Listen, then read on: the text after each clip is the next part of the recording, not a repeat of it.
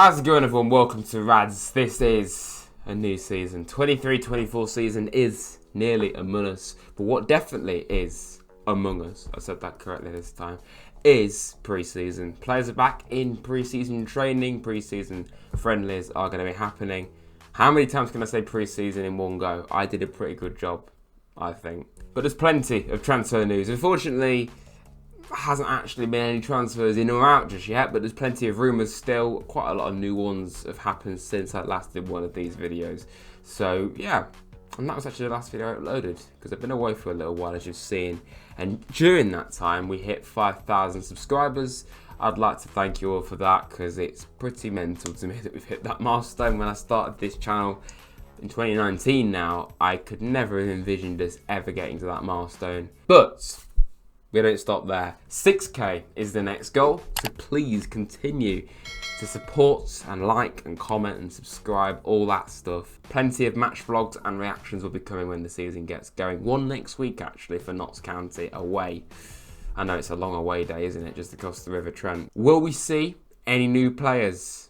Right now, it's looking unlikely. But I like it, because Forest are being sensible. We'll start with players potentially leaving the club, because ultimately we know more about these players. We can kind of just go over it a bit quicker. The first name is Sam Surridge, being linked with the move to Ipswich Town, newly promoted to the Championship. It would be an unbelievable signing for Ipswich, and for Sam, it would surely get a lot of regular game time for them.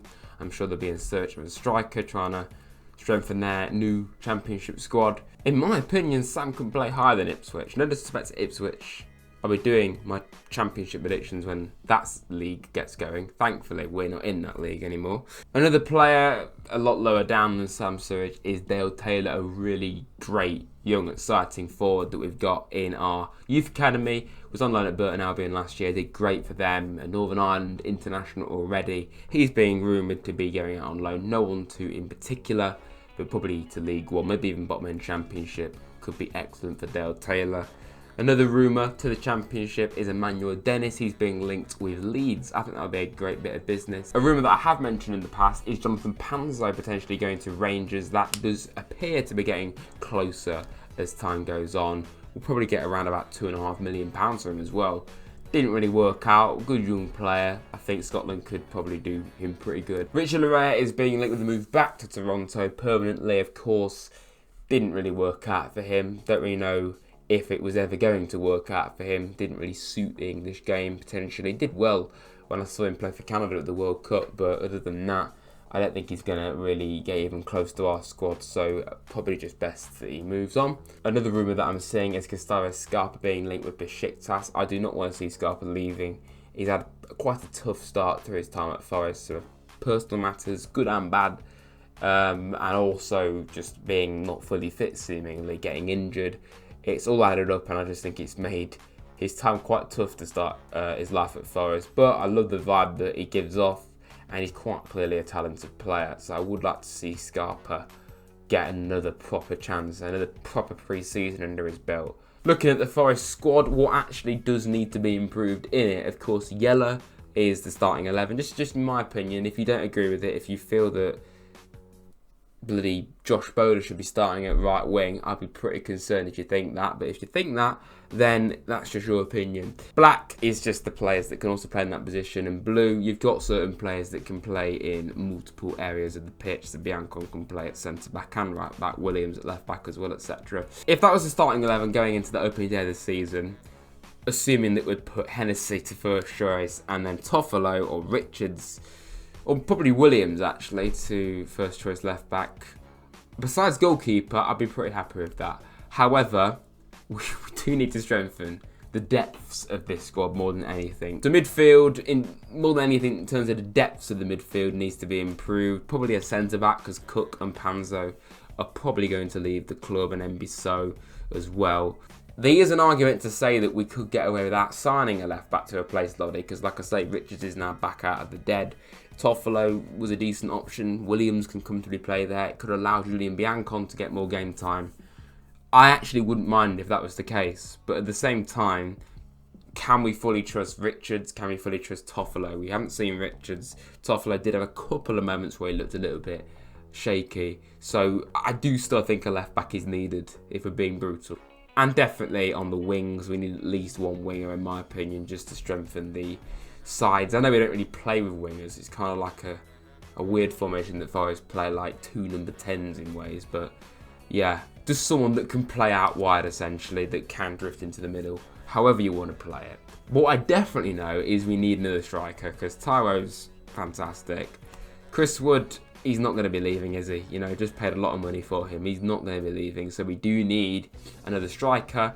Surridge, though, probably will. Hwang, I don't think we're ever going to see him play for us. So we do need another striker, 100%. And then, of course, like I say, a goalkeeper, probably at least 2 goalkeepers, because in the Championship, them 2 are probably pretty good, but the Prem not at all. Not really sure what's going to happen with this rumour, but Dean Henderson, of course, let's just mention it again. 15 million is being rumoured now. That would be enough to get him in at Forest. It's gone from 30 million to 15 million. I think I'm getting quite a few hints that Man United want to sell him to us. Of course, this is being delayed by Man United's own situation with their goalkeepers. Once they've got that sorted out, they'll probably, well, they won't let us have Henderson, but it's just frustrating on our part. We've got to wait for Man United to get their act together, essentially. But when they do, he should be immediately in. Another goalkeeper is Mateus from Braga. I'm sure he'll be a backup goalkeeper. Appears to be very excited to join the club. Oh wait, that's all hacked Instagram messages. No, that's actually real.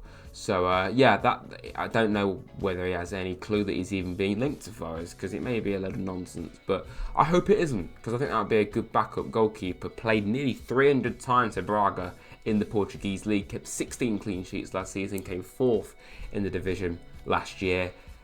I think it would be a good backup. I'll be lying if I said I've seen much of him, but I think that would be a good backup.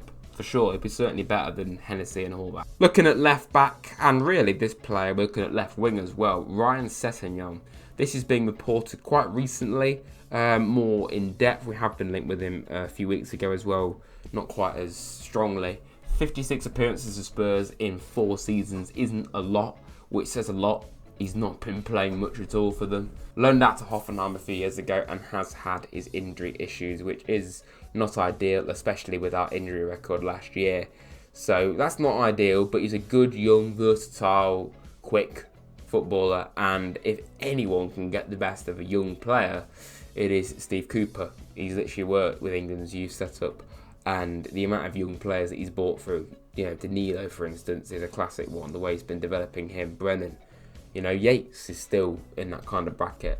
I think it's Morgan Gibbs-White. I cannot forget him. You see what I'm saying here? There's lots of examples, and I feel Ryan Sessegnon would be a great bit of business. Wouldn't cost that much either. Let's talk about the forward areas of the pitch. Potentially someone that can help Taiwo Awoniyi, and who better than one of his best mates at Nigeria, Kelechi Iheanacho from just down the road at Leicester. Would be very convenient. I genuinely think that helps, the fact that it's literally not that far away.